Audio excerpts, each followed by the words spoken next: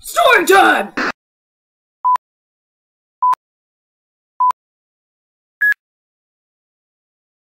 It was late in the evening, and I was sitting on my couch, watching a rerun of Regular Show and stroking Paka as he lay in my lap, when there was a knock on the door. I gently pushed the Volpillion off, and he gave an indignant trill. I opened the door and saw the pink-haired, green-eyed, freckled face of one of my closest friends, Cherry. "Hi," she sang in her soft yet sweet voice. Cherry held up a jar of some sparkly lavender powder. "I brought you some powdered sweet leaves." "Oh!" I exclaimed happily. It had been a while since I'd made anything with sweet leaf in it. "Awesome sauce! Wanna come in for a bit?" "Sure," agreed Cherry.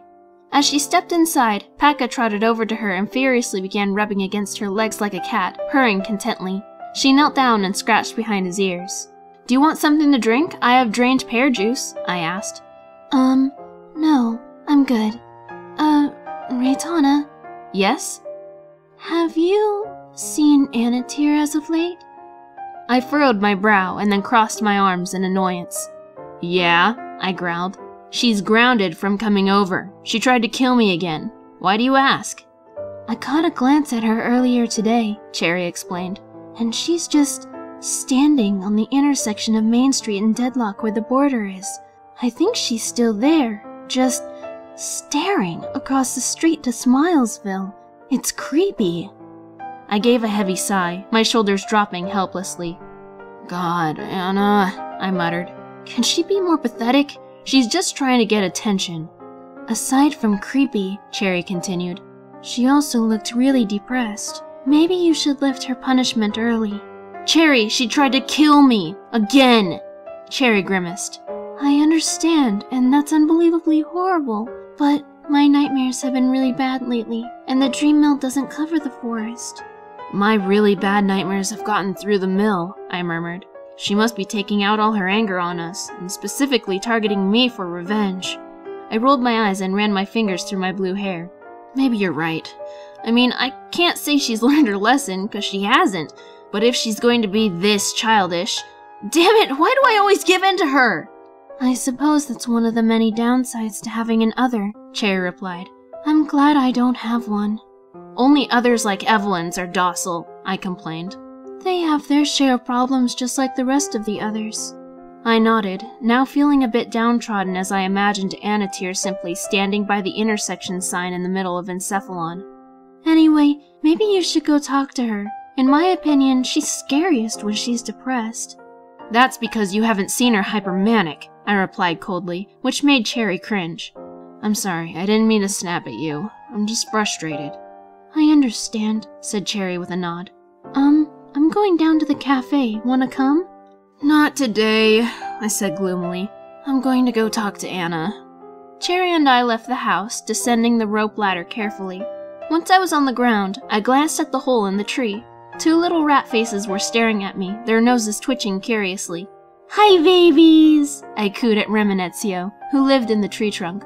They had a rather nice home in the little hole, which had a carved tunnel leading upward so that they could easily get to the house.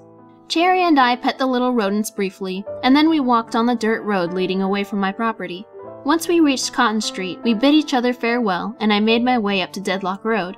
I passed Senpai's farm and saw her feeding the rolling sheep. I waved at her and signaled with my hands that I'd come visit her today. She put up her hand and gave me a thumbs up. Passing the mall, I came to Main Street, standing at the border between Smilesville and Wayward City. There was Anatir, simply standing on the other side and staring eerily at me.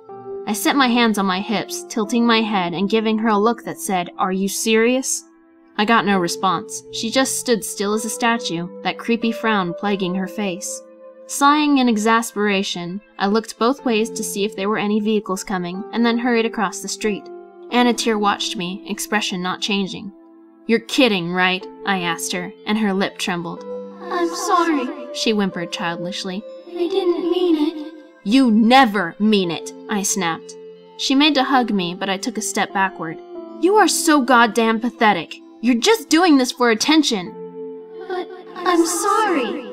Anna suddenly held up a small box. "Look." Skeptical, I took the box and opened it. Inside was a pink lemon. I gasped. "How did you get this?" I exclaimed. Part of me was angry because pink lemon trees grow in Smilesville, but they're also very rare, so the other part was impressed. Don't worry, I didn't cross over, said Anatir quickly. The Jisatsu brothers had a whole basket of them. I furrowed my brow.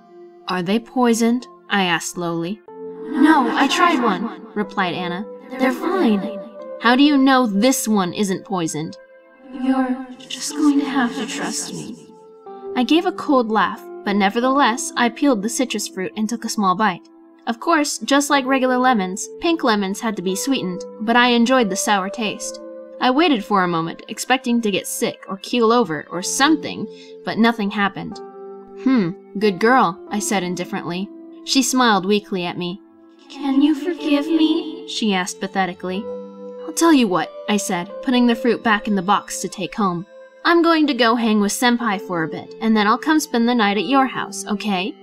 Anatir clapped her hands and hopped a few times. We can watch movies! She exclaimed, sounding more like a child than before. She was mildly manic. No tricks, I said firmly, and she nodded once. Cherry brought me some powdered sweet leaf. Want me to bring some over? Yes! Her jubilance was infectious, and I couldn't help but smile. She really was cute when she wanted to be. I just wish she'd stop trying to kill me. Alrighty, I'll come over later, I finalized.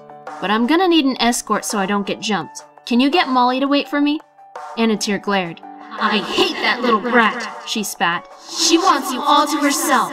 I rolled my eyes. I have other wayward friends than you know. Stop with this jealousy crap. I'll tell Maleve to come, said Anna quickly. I gave a shrug, sighing deeply. Whatever, weirdo, I grumbled. See you later, okay? As I walked back across Main Street, Anna called back to me. I'll have Suicide Club ready for you. Smiling, I shook my head in exasperation. Weirdo, I mumbled to myself and headed toward the Blapple Orchard.